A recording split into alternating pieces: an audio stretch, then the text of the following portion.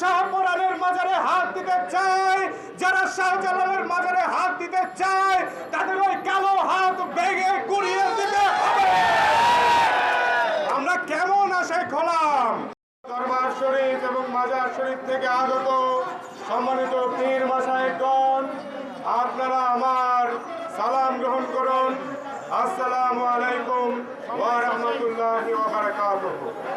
আজকে আমরা হয়তো বিভিন্ন তরিকা থেকে এসেছি, বিভিন্ন দরবার থেকে এসেছি, কিন্তু মনে রাখতে হবে আমাদের মূল মকসুদ এক। আমাদের মূল মকসুদ আমরা আল্লাহকে পেতে চাই, আমরা আল্লাহর রাসূলকে পেতে চাই, আমরা রাসূলের আহলে বায়াতকে পেতে চাই। তবে এর জন্য আমরা নিজ নিজ মুর্শিদকে উসিলা হিসেবে নিয়েছি। একটা ঘর, এই ঘরে ঢোকার জন্য অনেক দরজা থাকতে পারে, কিন্তু ঘর কিন্তু একটাই। আজ আমাদেরকে সকল বিভেদ ভুলে একসাথে হতে হবে।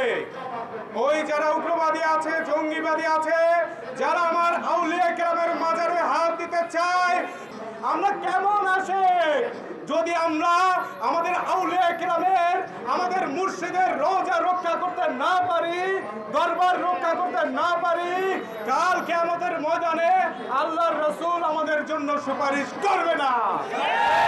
সুতরাং আমি সবাইকে আহ্বান জানাতে চাই, আপনারা সবাই ঐক্যবদ্ধ হন। আমরা তরিকতপন্থী ছাত্র সংগঠন, আমরা ছাত্র আন্দোলনের সাথে জড়িত ছিলাম। আমরা দেশ স্বাধীন করেছি কি জন্যে?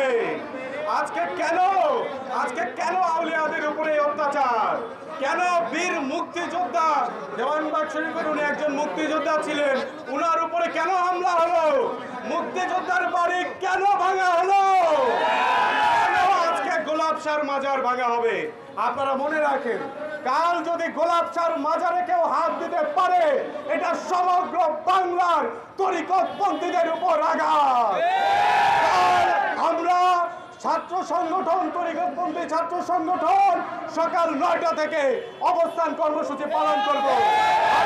সবাই আমাদের সাথে যোগ দেবেন ইনশাআল্লাহ। এই বলে আমি আমার সংক্ষিপ্ত বক্তব্য শেষ করছি।